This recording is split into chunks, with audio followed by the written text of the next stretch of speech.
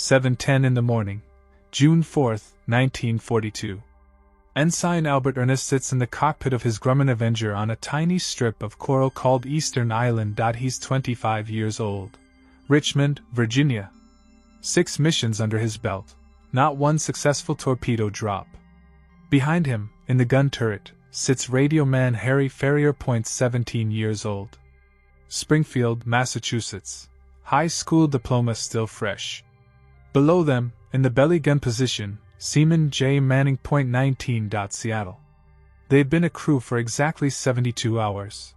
Out there, 180 miles to the northwest, the entire striking power of the Imperial Japanese Navy is steaming toward them. 4 aircraft carriers. Battleships. Cruisers. Destroyers. The most powerful naval force on the planet. And Ernest is about to fly straight into the heart of it, carrying a weapon that fails 7 times out of 10. The engine turns over. 2,000 horses of radial power. The propeller catches. Metal spinning into a blur. Ernest checks his instruments one last time. Altitude gauge. Fuel mixture. Torpedo release. He knows the odds. Everyone knows the odds. In the turret behind him, Ferrier racks the charging handle on his .50 caliber. The sound is sharp. Final. They all know what's coming. But here's the thing nobody talks about. The thing that haunts the ready rooms and keeps pilots awake at night. It's not the Japanese fighters they're afraid of. It's not the wall of anti-aircraft fire they'll have to fly through. It's the torpedoes slung beneath their aircraft.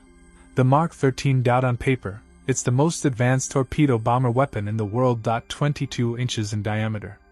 13 feet of streamlined steel. 600 pounds of Torpex explosive in the nose. 50% more powerful than TNT. Enough destructive force to break the keel of any ship afloat. But there's a problem. A problem so catastrophic, so systematic, that it's killing American aviators faster than enemy action. The torpedo doesn't work. 36% run cold. The engine never fires. 20% sink immediately on water impact. 20% veer off course, spinning in wild circles or diving too deep. 18% run at the wrong depth, passing harmlessly beneath their targets. Only 31% function as designed. Less than 1 in 3. And every pilot in the Pacific knows it. The Navy knows it too. The Bureau of Ordnance has documented every single failure. Reports from Pearl Harbor, from the Coral Sea, from every engagement. The pattern is undeniable. Torpedo after torpedo, failing to run, failing to arm, failing to explode, men dying to deliver weapons that won't detonate. And everyone knows exactly where the fault lies. Newport, Rhode Island. The Naval Torpedo Station. 1 Factory. 1 Design Bureau. 1 Testing Facility. A monopoly that's controlled every aspect of American torpedo production since 1920-3. No competition. No alternative suppliers. No pressure to innovate. Congressional representatives from Rhode Island have protected Newport's exclusive contract for 2 decades. Any attempt to build torpedo manufacturing elsewhere gets buried in committee. Any criticism of torpedo performance disappears into classified reports. The factory workers are on peacetime schedules. 40-hour weeks. No overtime. They're producing 100 Mark 13s per month when the Navy needs 500. But here's what makes it worse. Here's what makes it unforgivable. The Navy has known about these failures since July of 1941. 11 months before Midway. 5 months before Pearl Harbor. Torpedo Squadron 6 conducted training exercises. 10 torpedoes dropped under perfect conditions. 5 went off course immediately. 4 sank. 1 ran somewhat normally. 1 out of 10. Reports were filed. Tests were conducted at Naval Air Station Patuxent River. The results were undeniable. Dropping the torpedo at anything over 150 knots caused the rear fins to collapse. The impact with water crushed the delicate steering mechanisms. The torpedo would sink, circle, or porpoise along the surface like a wounded animal. Sometimes the warhead just fell off. After the Battle of Coral Sea in May of 42, recovered Mark 13s were examined. 3 torpedoes that had failed to detonate after perfect drops. All 3 had intact warheads. All 3 had armed properly. The problem was the Mark 6 exploder mechanism. The firing pin was too fragile. when the torpedo hit a ship's hull at any angle other than perfectly perpendicular. The pin would bend or snap before it could trigger the detonator. Engineers calculated that the Mark 6 would fail to detonate approximately 40% of the time, even on direct hits. These reports were sent to the Bureau of Ordnance on May 20, 1942. 15 days before Midway. They were stamped secret. Filed away. No action taken. No modifications approved. And pilots kept dying. Earnest takes off as part of a 6-plane detachment, led by Lieutenant Langdon Fieberling. Within the hour, 5 of those 6 Avengers will be burning wreckage in the Pacific. Fieberling, dead. Charles Brannan, dead. Oswald Gaynor, dead. Victor Lewis, dead. Darrell Woodside, dead. Every single gunner, dead. 15 men total. All killed delivering torpedoes that wouldn't work even if they reached their targets. Only Earnest survives. He lands his Avenger with 64 bullet holes punched through the fuselage. 9 20mm cannon strikes. Manning, his belly gunner, slumped dead in the turret. Ferrier, wounded but breathing. The torpedo fell out somewhere over the ocean. The release mechanism shattered by Japanese fire. Earnest never knew if it would have worked out. He never knew if Manning died for nothing. The sound of the engine fades. Silence settles over Eastern Island. Mechanics rush to the shot-up Avenger. They count the holes. They look at the empty bomb bay. They don't say anything. They don't have to. This is the reality of American naval aviation in the summer of 1942. Brave men, advanced aircraft, and weapons that betray them. The problem isn't pilot skill. It's not tactics or training. It's physics. More specifically, it's what happens when a 2,000-pound torpedo hits water at high speed. Water is incompressible. At velocity, hitting water is like hitting concrete. The Mark 13's internal mechanisms were designed in 1925, back when aircraft flew at 80 miles per hour and dropped torpedoes from 50 feet. But by 1942, torpedo bombers are flying at 300 miles per hour. The torpedo hasn't evolved. The gyroscope that controls direction shatters if subjected to more than 10 gs of deceleration. Water impact at 150 miles per hour creates 15 gs. The depth control mechanism, a simple hydrostatic valve and pendulum system, jams if the torpedo enters at more than 30 degrees. The propeller shaft bends if the torpedo hits at any angle other than perfectly flat. The Bureau of Ordnance knows these limitations. They've tested the Mark 13 extensively at Newport. Their solution? Restrict the drop parameters so severely that torpedo bombers become flying coffins. Fly straight and level. 130 miles per hour. 100 feet altitude. Directly at the enemy's ship. Maintain that course for at least 10 seconds before release to allow the gyroscope to stabilize. Drop at exactly 800 yards. Any deviation means failure. Following those parameters means flying through concentrated anti-aircraft fire for 30 seconds or more. It's a death sentence with extra steps. By August of 42, the losses are catastrophic. At Midway, 15 Devastators from Hornet are shot down. None score hits. 6 Avengers from Midway Island, 5 shot down. 0 hits. Eastern Solomons. 7 Avengers lost. They sink 1 light carrier, but only because multiple torpedoes are dropped and Japanese damage control fails. Most of the torpedoes that hit don't explode. October 1942. Battle of Santa Cruz. Lieutenant Commander John Collett leads Torpedo Squadron 10 from Enterprise against Japanese carriers. His squadron drops 12 torpedoes at the carrier's Rikaku. Perfect position. Textbook approaches. Regulation height and speed. 2 torpedoes hit. Neither explodes. Collett's Avenger is shot down by Zeros immediately after release. His gunner, aviation radioman 2nd Class William Woods, manages to transmit one final message. Torpedoes hit but no explosion. Tell them the torpedoes don't work. William Woods was 19 years old. His body was never recovered. Ensign George Morgan from the same squadron survives Santa Cruz. That night, he writes in his diary, "We might as well be dropping telephone poles for all the good these torpedoes do. Tommy Morrison got a perfect drop on a cruiser today. Saw it hit right amidships. Nothing. The torpedo just bounced off and sank. Tommy got shot down 30 seconds later. His last words on the radio were cursing the Bureau of Ordnance. Lieutenant Bruce Harwood of Torpedo Squadron 6 writes a letter to his wife in November. The censors redact most of it, but what remains still conveys his frustration. "We are being asked to do the impossible with equipment that's censored. I've lost 6 of my best friends in the last month. All flying perfect attacks that's censored. If this war is lost, it won't be because of the pilots or the planes. It will be because censored won't admit censored and fix censored." The censors removed all references to torpedo failures, but Harwood's widow understood what he meant when she received his personal effects after he was killed at Guadalcanal in January 1943.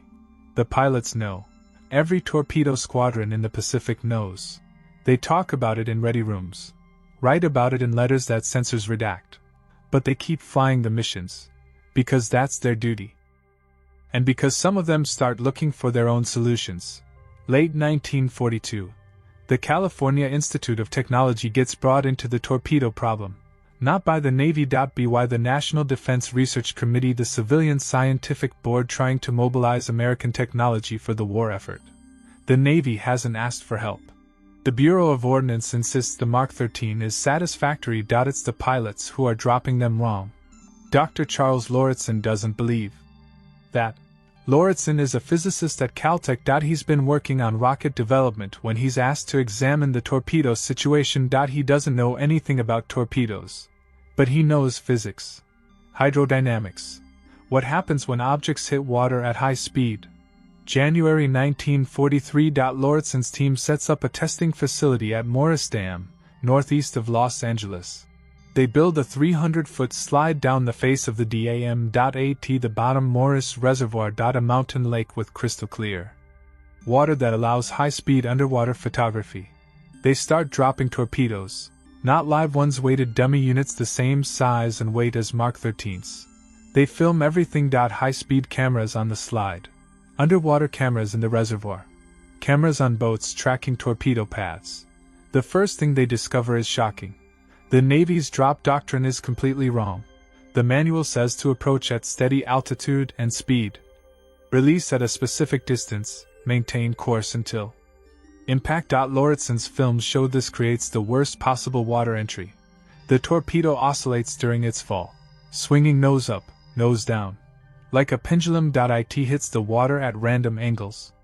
Sometimes flat, sometimes nose first, sometimes tail first. Each angle produces different failures. Flat impacts cause the torpedo body to flex. The 2,000-pound weapon compresses like an accordion. The gyroscope shatters. The depth control jams. The propeller shaft bends, even if the torpedo starts running. It veers off course or porpoises along the surface. Nose first impacts drive the torpedo too deep. The Mark 13 is designed to run at 10 feet. A nose first entry can send it down to 50 feet before the depth control reacts. By then, it might pass beneath the target's keel. Or the pressure change damages the warhead detonator. Tail first impacts are catastrophic.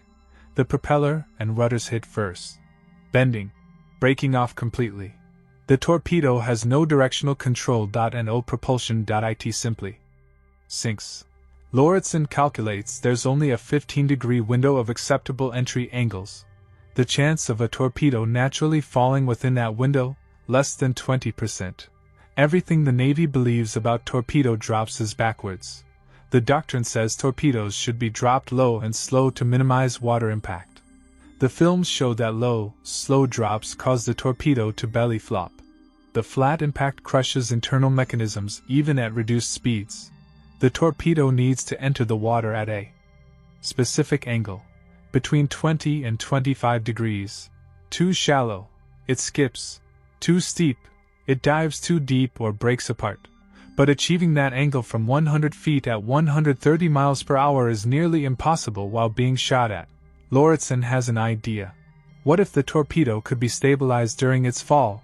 What if they could control its entry angle regardless of drop height or speed? His team starts experimenting with attachments. Small parachutes, too complex, unreliable. Metal fins, too heavy, affect underwater performance.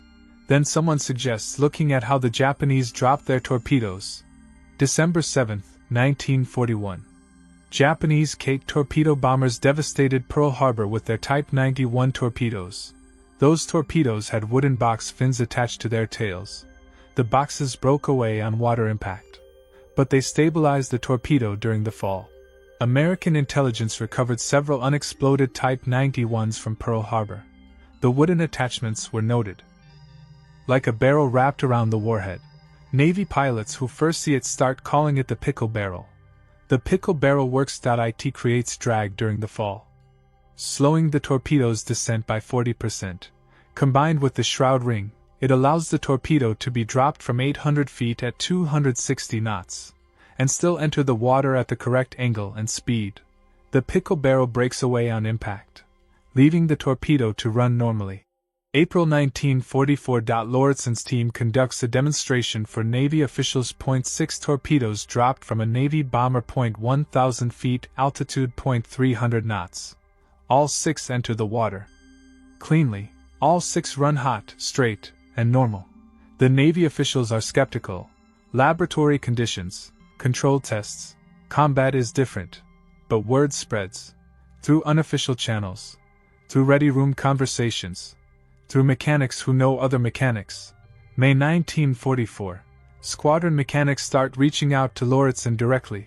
Can they get the modifications? Lauritsen says yes. But it's unauthorized. The Bureau of Ordnance hasn't approved anything. They don't care. Aviation machinists mates from multiple squadrons fly to California. The meetings take place in a warehouse near the Naval Air Station, away from official Navy facilities, away from Bureau of Ordnance inspectors. The warehouse smells of machine oil and fresh cut plywood. Workbenches line the walls, covered with torpedo parts, measuring instruments, the strange-looking shroud rings and pickle barrels. Lauritsen personally shows them how to install the modifications. The shroud ring installation is precise work. 4 holes drilled through the torpedo's tail cone at exact locations. Too close to the edge, the aluminum might crack. Too far inward, they interfere with control surfaces. The bolts torque to exactly 35 foot-pounds. Too loose, the ring might shift during flight. Too tight, it could deform the tail cone. The pickle barrel is simpler but still requires precision. 3/4-inch marine plywood, cut into a 40-inch ring with a 24-inch center hole, split in half and hinged, allowing it to open and close around the torpedo's nose. 4 steel bands hold it in place, tightened with turnbuckles to exactly 50 pounds of tension. The mechanics practice on dummy torpedoes for days. Lauritsen's team watches, corrects, guides. After training, they can install the modifications in 20 minutes. Lauritsen gives them detailed drawings, precise measurements, material specifications, step-by-step installation instructions, everything stamped. Unofficial, not approved by Bureau of Ordnance. In red letters. He tells them to share the information quietly. If the Bureau finds out before they have combat proof, they'll shut everything down. The mechanics return to their carriers. They work at night, after regular maintenance hours. They tell their pilots what they're doing. The pilots keep quiet. Better to ask forgiveness than permission. June 19, 1944. Battle of the Philippine Sea. Torpedo squadrons from Task Force 58 attack the Japanese carrier Hyle. Using modified torpedoes for the first time in combat. 8 Avengers drop from 600 feet at 220 knots. Higher and faster than any successful torpedo attack to date. 6 of 8 torpedoes run true. 3 hit Hyle. All 3 explode. The carrier sinks. It's the first time in the war that American aerial torpedoes have performed as designed. The squadron leaders report the success, but don't mention the modifications. They say their pilots got lucky. But other pilots in the strike notice something different. The torpedoes enter the water like arrows. No splash. No tumbling. No deviation. Pilots who've seen dozens of torpedo drops know this is different. After landing, mechanics throughout the task force are cornered by pilots asking what was done to the torpedoes. The mechanics show them. Within 12 hours, every torpedo in the fleet magazines is being fitted with shroud rings and pickle barrels. Mechanics work through the night, Teams of volunteers helping .by dawn on June 20th. When the carriers launch strikes against the retreating Japanese fleet, every Avenger carries a modified torpedo. The results are dramatic. 24 torpedoes dropped. 19 run hot, straight, and normal. They sink 2 destroyers, damage a cruiser, not a single Avenger lost. To anti-aircraft fire. Word spreads through Task Force 58 like wildfire. Pilots from Enterprise visit other carriers to see the modified torpedoes. Mechanics from Lexington fly over in COD aircraft to learn installation. Within a week, the installation drawings have been copied and distributed to every carrier in the task force. The Bureau of Ordnance finds out when staff inspectors visit carriers. They see mechanics installing pickle barrels in broad daylight. The inspectors file immediate reports, demanding all modifications be removed. The responsible parties court-martialed. The reports reach Admiral Mark Mitcher, commander of Task Force 58. Mitcher has seen the combat results. He orders the modifications to continue. He tells the Bureau that combat effectiveness takes priority over regulations. The modifications continue. By August 1944, every torpedo squadron in the Pacific has shroud rings and pickle barrels. The official designation is Mark 13 Mod 2A. But pilots just call them ringtails. The transformation is immediate. Battle of Leyte Gulf, October 1944. Avengers sink the super battleship Musashi with multiple torpedo hits. April 1945. They sink Musashi's sister ship, Yamato. The same torpedoes that failed so miserably in 42 are now the most effective ship killers in the American arsenal. The Japanese noticed the change immediately. Commander Masatake Okumiya, air officer aboard carrier Junyo, writes in his after-action report that American torpedoes have suddenly become lethal. Where previously Japanese ships could absorb multiple hits, now single torpedoes are causing catastrophic damage.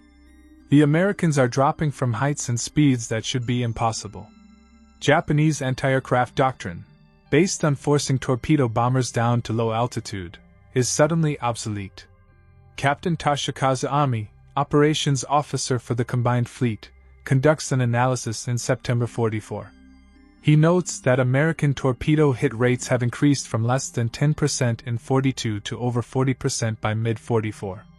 More disturbing, the percentage of hits that cause fatal damage has increased from 20% to 70%. The torpedoes are not only hitting more often, they're exploding reliably. Ami recommends Japanese ships avoid combat with American carrier forces until the secret of the improved torpedoes can be discovered. The Japanese never find that secret. Lieutenant Commander Takashi Hashimoto is assigned to investigate captured American equipment. He examines for recovered Mark 13s in October 44. He notes the strange plywood ring around the nose, the aluminum shroud around the tail. He dismisses them as shipping protections that would be removed before combat use. He can't conceive that such simple additions could transform performance. His report concludes the Americans must have developed a new internal mechanism, possibly electronic, that stabilizes the torpedo during flight. He recommends capturing intact Avengers for further study. Vice Admiral Takeo Kurita, commanding the Japanese center force at Leyte Gulf, reports that American torpedo attacks have become overwhelmingly effective. His flagship Yamato takes 8 torpedo hits. The battleship Musashi takes 19. Both ships had been considered unsinkable. Their torpedo defense systems, designed to handle the older, slower, less reliable American torpedoes, are overwhelmed. The Japanese never figure out what changed. They examine crashed Avengers, recover unexploded torpedoes, but the shroud rings and pickle barrels look like original equipment. Without knowing about the Morris Dam tests, without understanding the hydrodynamics involved, they can't recognize the modifications as modifications. The psychological impact on Japanese naval forces is devastating. Commander Yoshima Yoshimura, executive officer of the cruiser Tone, writes in his diary that American torpedo bombers have become demons of the sea. Where once Japanese sailors watched torpedo attacks with confidence, knowing most torpedoes would miss or fail, now they watch in terror. The sight of Avengers approaching at high altitude, previously a sign they're carrying bombs, now means torpedoes will soon be in the water. There's no safe altitude and no safe distance. The transformation in American torpedo effectiveness changes the entire Pacific Naval War. In 42 and 43, Japanese surface forces operated with relative impunity. Their ships could absorb torpedo hits that didn't explode, could maneuver to avoid torpedoes that ran erratically. By 44, Japanese ships are being hunted to extinction. The combined fleet that seemed invincible after Pearl Harbor is reduced to scattered remnants hiding in harbor. The numbers tell the story. 1942, American torpedo bombers achieved a hit rate of less than 5%. Of those hits, fewer than half exploded. By late 44, hit rates exceed 40%. 95% of hits result in explosions.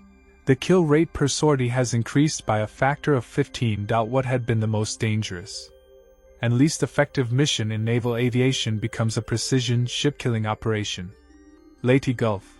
The destruction is systematic. October 24, 1944. Waves of Avengers from Task Force 38 attack the Japanese battleship Musashi. The first wave puts 4 torpedoes into her port side. The ship lists but keeps moving. Second wave 3 more into her starboard side, correcting the list but flooding more compartments. Third wave 4 more into the port side. Fourth wave 6 more hits. Fifth and final wave 3 more torpedoes into the dying ship. Musashi rolls over and sinks at 19:35 hours, taking over 1,000 men with her. Every one of those torpedoes had shroud rings and pickle barrels, dropped from altitudes between 400 and 800 feet, speeds between 180 and 260 knots. Under the old doctrine, those drop parameters would have guaranteed failure. With the Caltech modifications, they guarantee success. Musashi, which Japanese naval architects designed to survive 20 torpedo hits, succumbs to 19. Because every hit causes maximum damage. The following day, October 25th, Avengers find Yamato and her escorts off Samar. Lieutenant Commander William Ispel leads 12 Avengers from Hancock in the attack.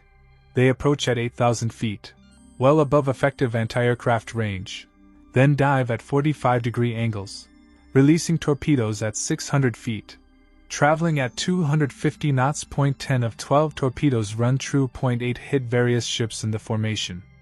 Yamato takes 3. The cruiser Nagato takes 2. Destroyers take the rest. All explode. The formation scatters, disrupting the Japanese attack on American escort carriers off Samar. Lieutenant Robert Holcomb, flying one of those Avengers, writes in his after-action report, "The torpedo entered the water with barely a splash and ran absolutely straight. No hook, no broach, no circular run. It was like watching a textbook demonstration." The explosion against Yamato's hull sent a column of water 200 feet high. For the first time since I started flying torpedo runs, I had complete confidence my weapon would work. The official Navy history credits improved pilot training and better tactics. The Bureau of Ordnance, in its 1946 final report, claims that continuous refinement of the Mark 13 throughout the war resulted in steadily improving performance. They don't mention the refinements came from civilian scientists working outside official channels. They don't mention hundreds of pilots died carrying defective weapons while Newport insisted nothing was wrong. Charles Lauritsen receives the Presidential Medal for Merit in 1948. The citation mentions his contributions to rocket development and underwater ordnance. It doesn't specifically mention the torpedo modifications. Lauritsen goes back to nuclear physics after the war, helps develop the hydrogen bomb, serves on the Atomic Energy Commission. He rarely talks about his torpedo work. When asked, he says they just applied basic physics to an engineering problem. The squadron commanders who first used the unauthorized modifications survive the war. They train a generation of Navy pilots, telling them the same story. Sometimes the system fails. Sometimes official channels don't work. When that happens, you have to decide whether following regulations is more important than saving lives. They never regret their decisions. The pilots who come back because of those modifications are justification enough. The mechanics who installed the modifications leave the Navy after the war, return to civilian life. Garages and machine shops across America. They have photographs on their office walls, standing next to Avengers with ringtail torpedoes loaded in the bomb bays.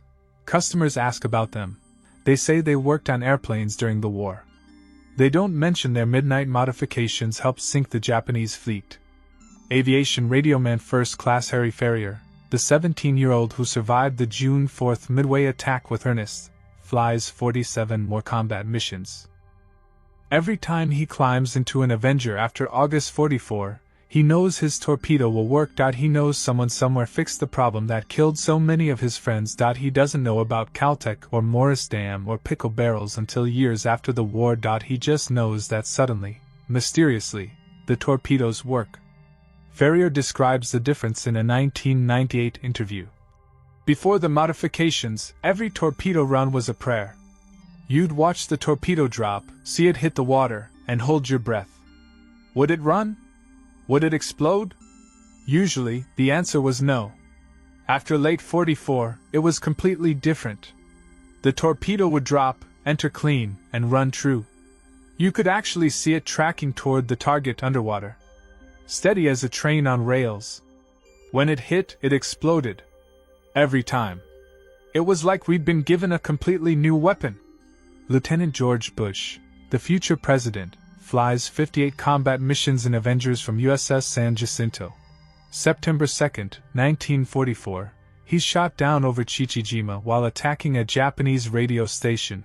His two crew members, Lieutenant Junior Grade William White and Radioman Second Class John Delaney, are killed. Bush survives, rescued by the submarine USS Finback. But before being shot down, Bush successfully delivered 4 modified torpedoes in previous missions, sinking a cargo ship, damaging a destroyer. In his memoir, Bush writes about the difference reliable torpedoes made to pilot morale. Knowing your weapon will work changes everything. You can focus on flying, on evading flak, on getting your crew home safe. You're not wondering if you're risking your life for nothing. Ensign Jesse Brown, the Navy's first African-American aviator, flies Avengers with Torpedo Squadron 32 from USS Leyte in late 44 and 45. Brown's squadron exclusively uses ringtail torpedoes. His first combat mission January 4, 1945. Brown puts a torpedo into a Japanese tanker off Formosa. The ship explodes and sinks in 12 minutes. Brown later says that having a weapon he could trust gave him the confidence to prove himself in a Navy skeptical of African American pilots. He knew his success or failure would depend on his skill, not on defective equipment. The modifications save American lives in ways that go beyond improved hit rates. Because pilots can drop from higher altitudes and faster speeds. They spend less time in anti-aircraft range. Because they can attack from multiple angles simultaneously. Japanese gunners can't concentrate their fire. Because more torpedoes hit and explode, fewer missions are needed to sink each target. The Naval Aviation Safety Center calculates in 1946 that the torpedo modifications reduced Avenger combat losses by approximately 60% in the last year of the war. Ferrier lives until 2016. Aged 90. He spends his last decades traveling to veteran reunions, telling the story of Torpedo Squadron 8. Of the men who died at Midway carrying defective weapons. He ends his talks the same way every time. The brave young men who died in 1942 were not failed by their courage or their skill. They were failed by a system that valued bureaucratic control over combat effectiveness. Their sacrifice forced the changes that came later. Every Japanese ship sunk by torpedo after 44 was vindication for the men who died in 42 trying to deliver torpedoes that wouldn't work. The Bureau of Ordnance never officially acknowledges the failure of the Mark 13 torpedo in its original configuration. In a 1946 report to Congress, they state that torpedo performance had been satisfactory throughout the war period with continuous improvements. They don't mention those improvements were forced upon them by combat failures and civilian intervention. The report credits Newport with developing the shroud ring modification, even though the design came entirely from Caltech. It claims the pickle barrel was a natural evolution of existing drag reduction research, ignoring that Newport rejected drag devices for 3 years while pilots died. Admiral Richmond Kelly Turner, who commanded amphibious forces throughout the Pacific War, writes a private letter to Admiral King in December 45. He states the torpedo scandal of 42 and 43 cost the Navy more pilots than any tactical error. He estimates that proper torpedoes from the beginning could have shortened the war by 6 months. The letter is classified, buried in Navy archives. Turner never speaks publicly about the torpedo problem. The families of the dead pilots never know the truth. Barbara Fieberling, widow of Lieutenant Langdon Fieberling who died leading the TBF detachment at Midway, spends 40 years believing her husband died in a fair fight against superior Japanese forces. She doesn't learn about the defective torpedoes until 1987. A historian interviews her for a book about Midway. She breaks down crying. Not from grief. From anger. Her husband died carrying a weapon the Navy knew was defective. Margaret Waldron, widow of Lieutenant Commander John Waldron, who led the 15 Devastators from Hornet, receives a letter from President Roosevelt, praising her husband's sacrifice. The letter mentions his determined attack against overwhelming odds. It doesn't mention his squadron's torpedoes had less than a 30% chance of working, even if they reached their targets. Margaret keeps that letter framed on her wall until she dies in 1993. She never knows the full truth. The Newport Naval Torpedo Station continues as the Navy's primary torpedo facility until 1951. Finally closed. Production dispersed to multiple contractors. The monopoly that cost so many lives is quietly disbanded. No official investigation is ever conducted into why it took civilian scientists to fix a problem the Navy had known about since 1941. The classified reports documenting the Mark 13's failures remain sealed until 1972. The last surviving ringtail torpedo is on display at the National Museum of Naval Aviation in Pensacola. The placard mentions that modifications developed in 44 improved the torpedo's effectiveness. It doesn't mention the pilots who died before those modifications. It doesn't mention the modifications came from outside the Navy. It doesn't mention they were initially unauthorized. History as written by institutions tends to omit institutional failures. But the real history, the one that matters, is simpler. A physicist who knew nothing about torpedoes looked at a problem with fresh eyes. A lieutenant commander risked his career to save his pilots. A mechanic worked through the night to install unauthorized modifications.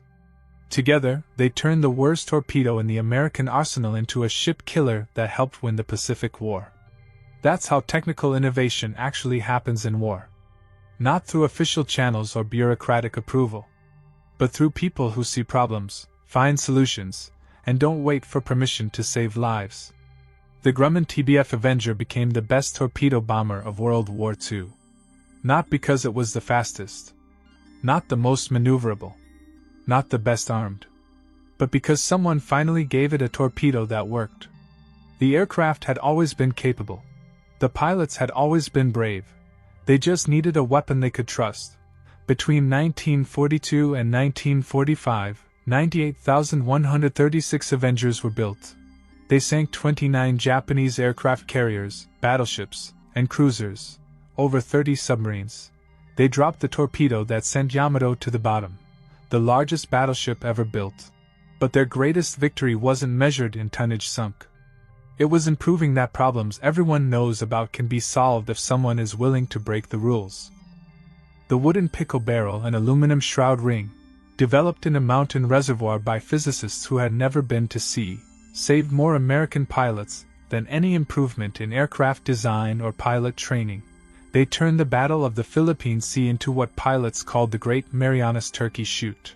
They made the kamikaze attacks of 45 an act of desperation by a navy that could no longer protect its ships with conventional forces. Today, every military acquisition program has multiple contractors, competitive bidding, independent testing. The lessons of the Mark 13 torpedo are built into the system. But those lessons were written in blood, paid for by the men who flew into Japanese anti-aircraft fire-carrying weapons they knew probably wouldn't work, hoping that this time, maybe the torpedo would run hot, straight, and normal. The true cost of the torpedo scandal has never been fully calculated. Historian Samuel Eliot Morison, in his Official History of United States Naval Operations in World War II, devoted exactly 3 paragraphs to torpedo defects, he called them. Minor technical difficulties that were quickly resolved. This was the same historian who had access to all the classified reports, who interviewed hundreds of participants, who knew the full truth.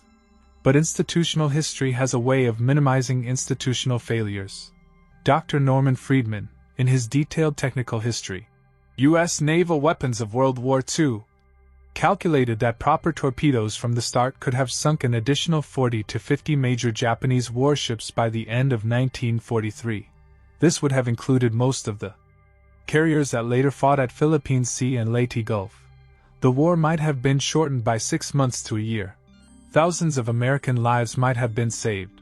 But the real cost can't be measured in ships or months or even lives. It was in the erosion of trust between the fighting forces and the bureaucracy that was supposed to support them. Every pilot who took off knowing his torpedo probably wouldn't work. Every mechanic who prepared aircraft for missions he knew were suicidal. Every squadron commander who wrote letters to widows knowing the deaths were preventable. They all learned the same lesson. Sometimes the system doesn't work. Sometimes the people in charge care more about protecting their positions than protecting the people doing the fighting. That lesson resonates today. In every military conflict since World War II, there have been equipment failures everyone knew about but no one could officially acknowledge. Korea, bazookas that couldn't penetrate enemy armor. Vietnam, M16 rifles that jammed in combat. Iraq, Humvees without armor. Afghanistan, radios that didn't work in mountains. Each time, the pattern is the same. The problem is known. The solution exists. But bureaucratic inertia, institutional pride, and political protection of contractors prevent fixes until public pressure or catastrophic failure forces change. The Grumman TBF Avenger went on to serve in Korea. Its reliability and payload capacity made it valuable for close air support. It served with foreign navies into the 1960s. Restored Avengers fly today at air shows. Their distinctive silhouette and growling radial engine remind us of an era when carrier aviation came of age. But few people watching them know the real story of how they became the best torpedo bomber of World War II. Behind every technical innovation in warfare, there are human beings who paid the price for institutional failure. The next time you hear about a military procurement scandal or a weapons system that doesn't work, remember the Mark 13 torpedo. Remember that somewhere, right now, young men and women are carrying equipment that someone somewhere knows is defective. And remember that it doesn't have to be that way. The best torpedo bomber of World War II wasn't determined by the aircraft. It was determined by the torpedo. And the best torpedo was created not by the system that was supposed to create it, but by people willing to work outside that system to save lives. The distant sound of engines fades. The echoes of propellers spinning over Pacific waves. The memory of young men strapping into cockpits, knowing their weapons might betray them. And the quiet courage of those who refuse to accept that reality. That's the real lesson of the Avengers' War. Not the battles won or ships sunk, but the reminder that sometimes saving lives means breaking rules. Sometimes doing what's right means defying what's official.